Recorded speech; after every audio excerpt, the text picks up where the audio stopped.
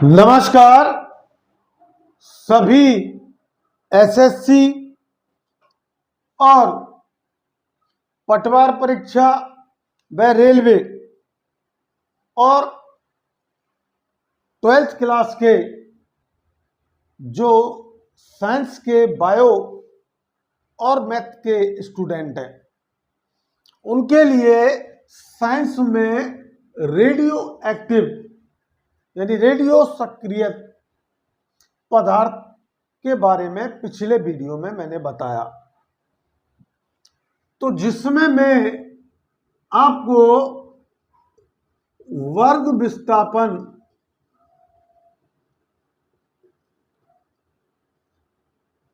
का नियम बताया था।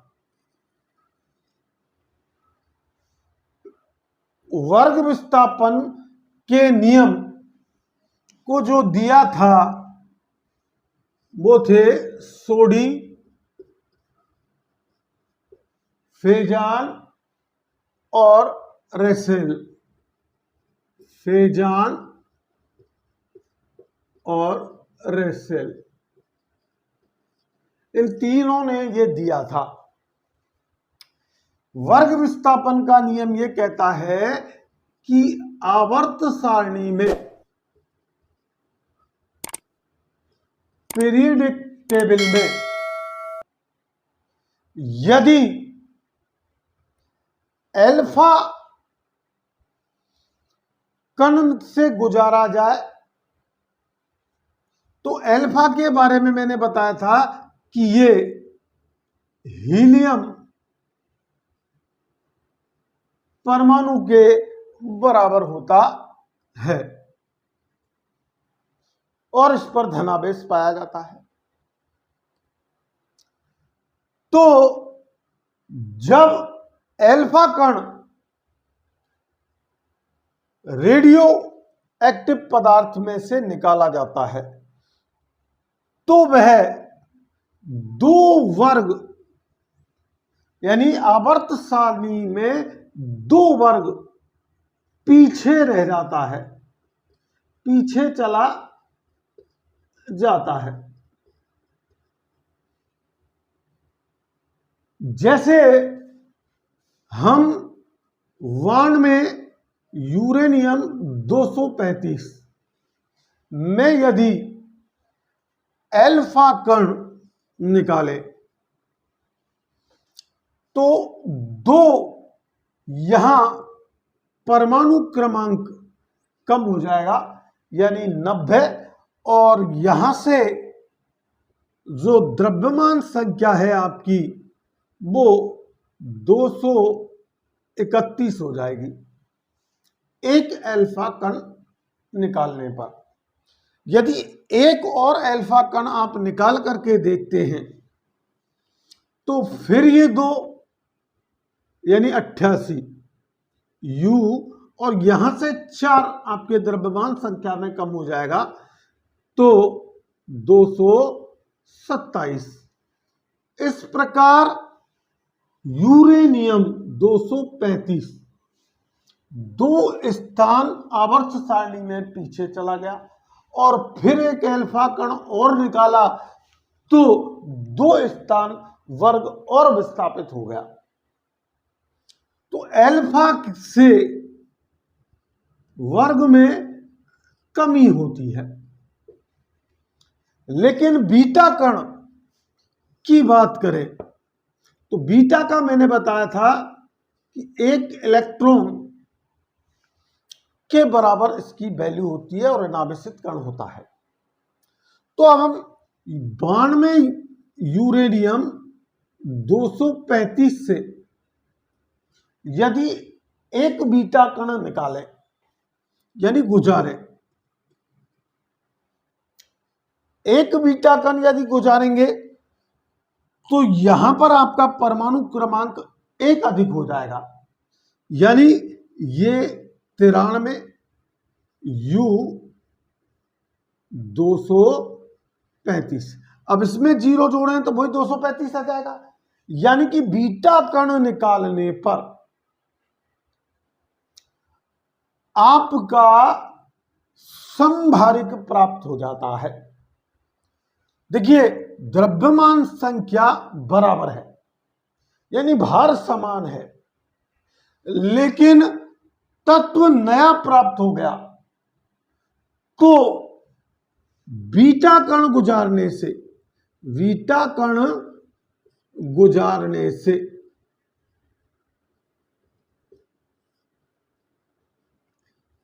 समभारिक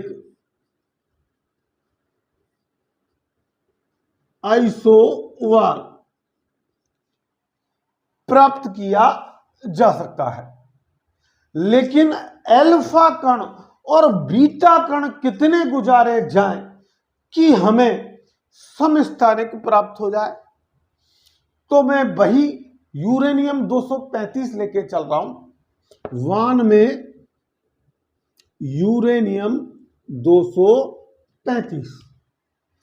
अब इसमें से आप एक अल्फा कण निकालें। तो एक अल्फा कण जब हमने निकाला तो हमें प्राप्त क्या हो रहा था? 90 U 231। ये आपको यहां पर प्राप्त हो रहा था। अब परमाणु क्रमांक समान हो, यानी स्थान सारणी में वही आ जाए, उसी स्थान पर रखा जाए और नए गुण आ जाए, तो ऐसे उस तत्व के समस्थानिक कहलाते हैं। तो अब यहां से मैं इसमें 2 बीटा कण गुजारूं तो यहां पर ये कितना हो जाएगा? 92 हो जाएगा। लेकिन समभारिक यानी द्रव्यमान में कोई परिवर्तन नहीं होगा, तो द्रव्यमान में कोई परिवर्तन नहीं है। तो यूरेनियम 235 से एक अल्फा और 2 बीटा कण निकालने पर एक नया उसी स्थान पर रखे जाने वाला तत्व विनिमय U 231 प्राप्त हो गया। यानी कि आपको एक समान स्थान पर रखे जाने वाला तत्व प्राप्त हो गया। तो इस प्रकार समस्थानिक प्राप्त हो जाता है। तो एक समस्थानिक प्राप्त करने के लिए आपको एक अल्फा कण और 2 बीटा कण गुजारने पर समस्थानिक प्राप्त हो जाते हैं।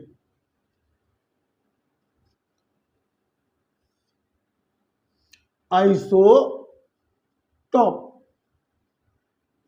प्राप्त हो जाते हैं।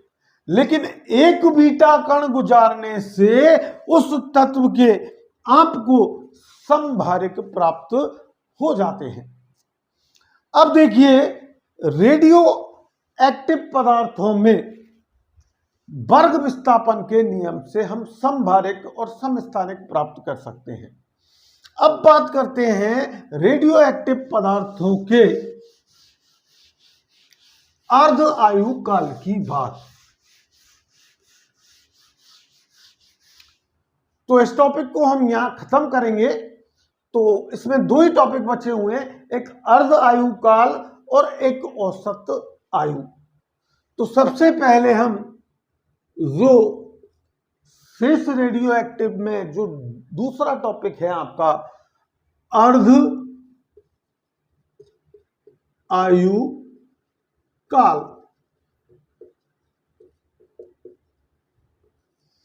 अर्ध आयु काल होता क्या है? किसी रेडियो एक्टिव पदार्थ का वह किसी रेडियो एक्टिव पदार्थ का वह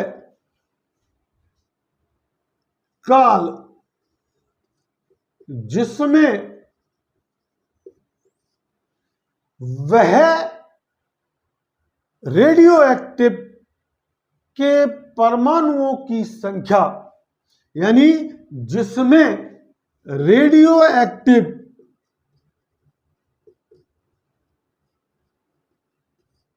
के परमाणुओं की संख्या विघटन के कारण विघटन के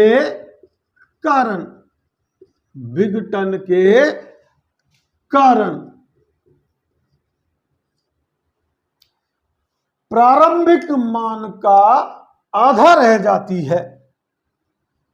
प्रारंभिक मान का आधा रह जाती है, उस रेडियो एक्टिव पदार्थ का अर्ध आयु काल कहलाता है। अर्ध आयु काल कहलाता है। अब अर्धायु काल के सूत्र की गणना करने के लिए मैं ये मान रहा हूं कि माना कि T0 पर परमाणुओं की संख्या उस रेडियो एक्टिव पदार्थ में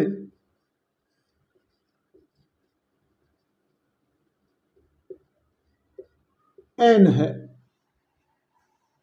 जो T समय में घटकर, यानी जो T समय में विघटित होकर, जो T समय में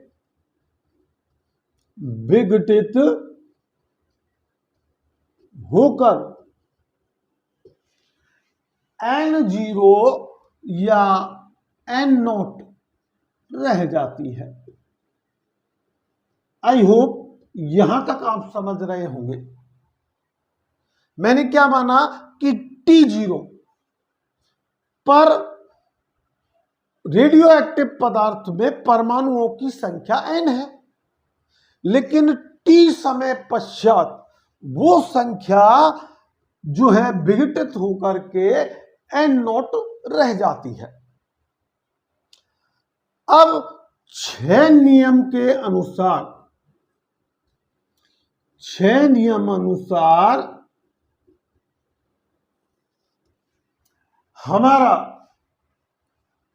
परमाणुओं की कुल संख्या का फार्मूला होता है N0 E minus lambda T, E minus lambda T। ये समीकरण 1 है। तो 6 नियम के बारे में पढ़ने के लिए आप कमेंट्स करें। इसको विस्तृत जानने के लिए मैं अगली वीडियो में इससे बिल्कुल आपको क्लियर कर दूंगा। तो T बराबर, मैंने ये T कैपिटल T मान लिया कि ये उसका अर्ध आयु काल है।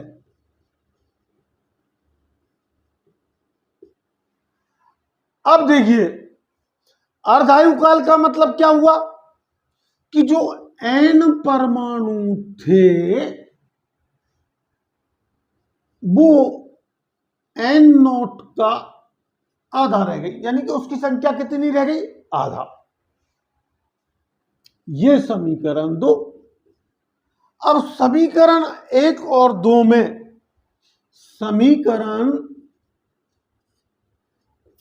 1 में n का मान रखने पर, देखिए यहां मैं मान रख रहा हूं और गौर से देखेंगे आप कि n यहां पर रखा तो ये हो गया N0/2 बराबर N0 E minus lambda T। Capital T लिख सकता हूं मैं, क्योंकि मैंने स्मॉल t बराबर कैपिटल T मान लिया है।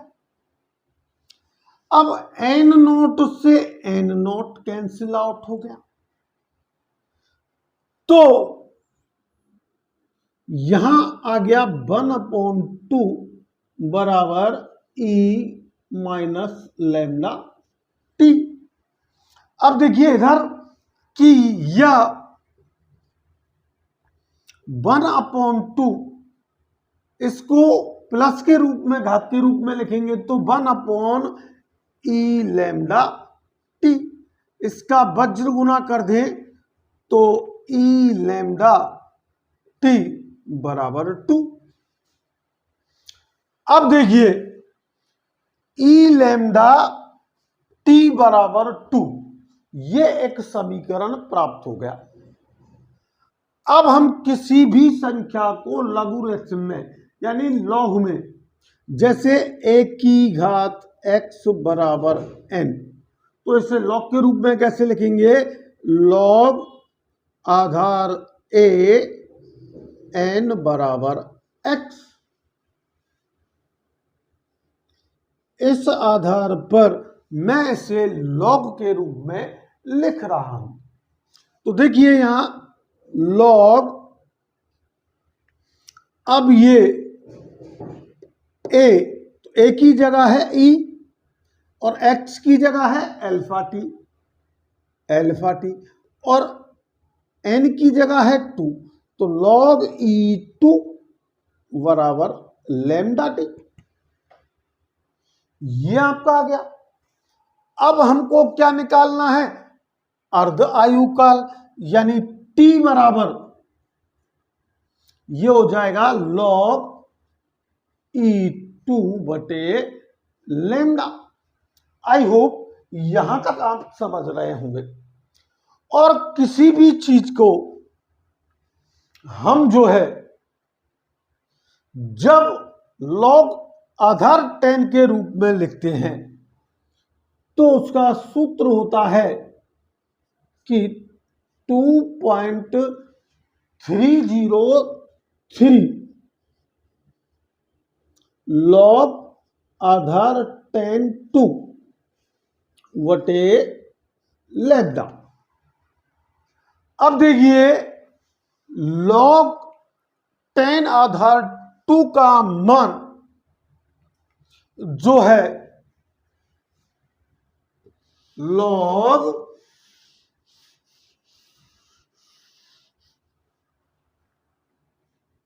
t बराबर 2.303 log 10 आधार 2 बटे लैम्डा। और log 2 यानी आधार 10 2 बराबर होता है 0.3010। तो इसकी वैल्यू जब आप पुटअप करते हैं तो 2.303 इंटू 0.3010 बटे लैम्डा। अब जब इसकी कैलकुलेशन आप गुना करेंगे तो ये आएगा 0.693 बटे लैम्डा। ये आपके अर्ध आयु काल ज्ञात करने का सूत्र है। कभी कभी इस 6 नियतांक लैम्डा को वर्ग नियता वेग स्थिरांक भी कह देता है, और वेग स्थिरांक के रूप में इसे जो है या 6 नियतांक के रूप में ऐसे भी लिखा जा सकता है 0.693 बटे के बराबर लैम्डा भी लिखा जा सकता है।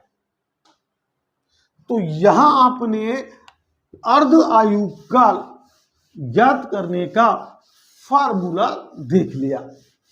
अब मैं आपको एक न्यूमेरिकल करा रहा हूं, उसके बाद इसका अंतिम टॉपिक औसत आयु और अर्ध आयु काल में संबंध, और उसके बाद रेडियो एक्टिव सक्रियता से संबंधित आपका पूरा टॉपिक बेसिक कॉन्सेप्ट के साथ क्लियर हो जाएगा। तो मैं एक प्रश्न बोल रहा हूं आपको कि एक रेडियो एक्टिव पदार्थ रेडियो एक्टिव पदार्थ रेडियम का अर्ध आयु काल, अर्ध आयु काल 1620 वर्ष है। क्वेश्चन में क्या कह रहा है? एक रेडियो एक्टिव पदार्थ रेडियम का अर्ध आयु काल 1620 वर्ष है, तो 6 नियतांक की गणना करो। तो आपको निकालना क्या है? 6 नियतांक की गणना करो। यानी आपको क्या निकालना है? लैम्डा। तो क्वेश्चन मार्क हो जाएगा लैम्डा। और लैम्डा का यहां देखें तो लैम्डा बराबर हो जाएगा 0.693 वटे टी, और टी का मान आपको 1620 दिया हुआ है। तो 0.693 वटे 1620। जब इसकी आप कैलकुलेशन करेंगे तो ये आप देखना कैलकुलेशन करके कि 4.28 इंटू 10 की घात -4 प्रति वर्ष आएगा। आई होप आप इसे करके देखेंगे। अब मैं आगे मूव कर रहा हूं औसत आयु काल पर। औसत आयु काल पर, औसत आयु काल।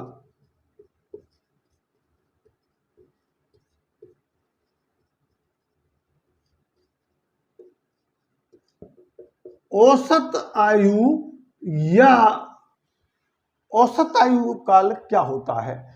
वेग स्थिरांक या 6 नियतांक के व्युत्क्रम को वेग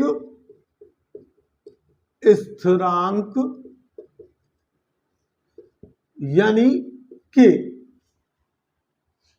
या 6 नियतांक जिसे मैंने अभी लैम्डा से प्रदर्शित किया के व्युत्क्रम को, के व्युत्क्रम को उस पदार्थ या रेडियो एक्टिव पदार्थ का औसत आयु कहते हैं। को औसत आयु कहते हैं।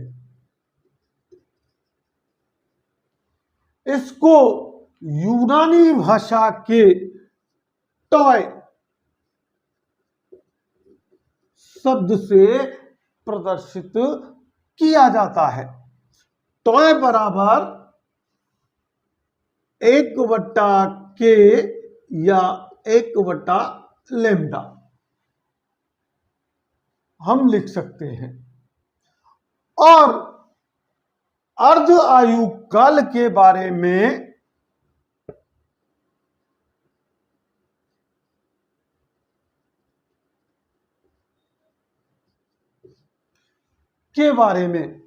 हम यदि देखें तो हमने अभी देखा था कि 0.693 वटे कैपिटल टी, और इसे स्मॉल टी के रूप में कभी कभी T1/2 या इसे भी लिख सकते हैं 0.693 बटे कैपिटल टी।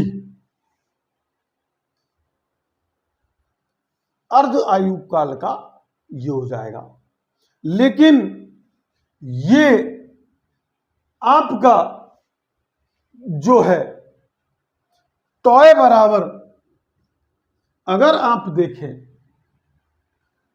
तो 1 अपॉन, यानी ये 6 नियतांक था, 6 नियतांक,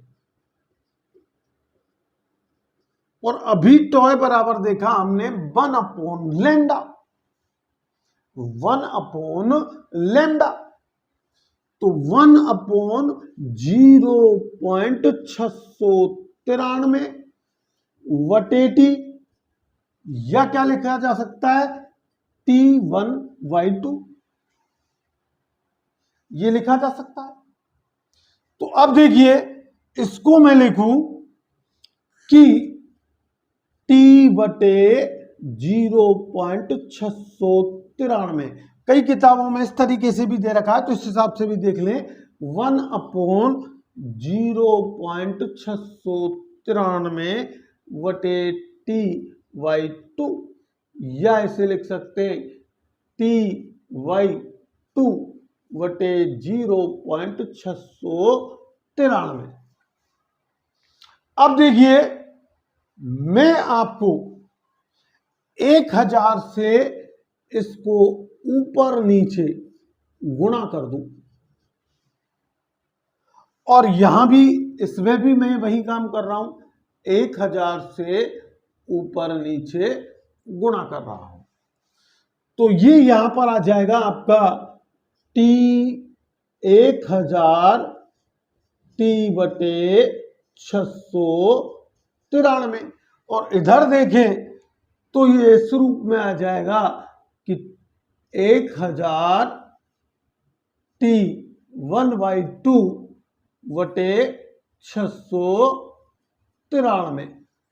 अब दोनों ही अवस्थाओं में आप टॉय बराबर देखें कि 1.44, जब 1000 में 693 का भाग दोगे तो आपका आएगा 1.44 T, या इसे दूसरे उस रूप में हम लिख सकते हैं टॉय बराबर 1.44 T1/2।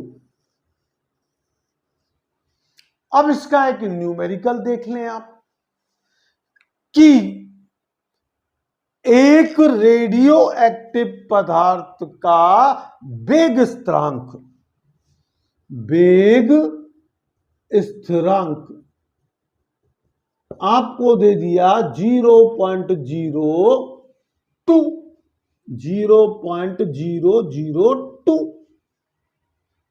प्रति वर्ष, या कहते हैं 6 नियतांक 0.002 प्रति वर्ष है। तो औसत आयु की गणना करो। तो औसत आयु टॉय बराबर, फिर हम जानते हैं 1/K या 1/λ। तो 1/0.002 और पॉइंट हटाएं तो 1000/2, यानी कि ये 500 वर्ष आ गया। अब कभी कभी एक न्यूमेरिकल और पूछ लेता है, जो इस वीडियो का अंतिम न्यूमेरिकल है आपका। तो विशेष करके केमिस्ट्री में बायो और साइंस के स्टूडेंटों के लिए ये वीडियो बहुत ही कारगर साबित होगी। कल मैं रेडियो एक्टिव पदार्थों से संबंधित अब तक जितने भी कंपैरेटिव एग्जामों में आए क्वेश्चंस हैं उनको सॉल्व कराऊंगा। तो लगातार हमारे चैनल पर बने रहे। जो नए हैं वो चैनल को तुरंत सब्सक्राइब करें और बेल आइकन का बटन दबाएं, जिससे उनको अपकमिंग वीडियोज का नोटिफिकेशन प्राप्त हो सके। तो अगला प्रश्न, जो अंतिम प्रश्न है इस वीडियो का, वो मैं आपको बोल रहा हूं कि एक रेडियो एक्टिव पदार्थ का अर्ध आयु, एक रेडियो एक्टिव पदार्थ का अर्ध आयु काल 10 घंटा है। कितना है? 10 घंटा। और वो कह रहा है तो औसत आयु की गणना करो। अब आप जानते हैं कि टॉय बराबर मैंने 1.44 टी आपको ये लिखा था और टी आपको दे रखा है 10, या आप T1/2 लिखें तो भी कोई बात नहीं। यहां फिर आप सूत्र में T1/2 लिख दीजिएगा। अब देखिए 1.44 इंटू 10 यानी कि 14.4 घंटा। यदि ये घंटे में दिया है तो घंटे में उत्तर आएगा, यदि ये मिनट में दिया है तो मिनट में उत्तर लाना है, यदि ये सेकंड में दिया है तो सेकंड में उत्तर लाना है। तो आज का वीडियो आपको कैसा लगा? अगर ये पसंद आया हो, जिसमें मैंने आपके 3 चरणों में ये वीडियो को कंप्लीट किया है। वर्ग विस्थापन का नियम, उससे समस्थानिक और समभारिक बना करके बताए। दूसरा, अर्ध आयु काल के बारे में सूत्र प्रतिपादन करा। उसके बाद औसत आयु बताई, फिर उन दोनों में संबंध बताया और उनसे जुड़े हुए न्यूमेरिकल्स कराए। तो वीडियो पसंद आया हो तो ज्यादा से ज्यादा लाइक करें, शेयर करें, और जो हमारे चैनल पर नए हैं वो चैनल को सब्सक्राइब करें, जिससे कल क्लासिकल क्वेश्चंस जो मैं कराऊंगा उन क्वेश्चनों से आपको किसी भी कंपैरेटिव एग्जाम में एक भी क्वेश्चन बाहर नहीं जाएगा। मैं अपना बेस्ट दे रहा हूं, आपका काम है वीडियो को शेयर करना और कमेंट्स करना कि आपको हमारे चैनल की वीडियो कितनी पसंद आ रही है। धन्यवाद वॉचिंग।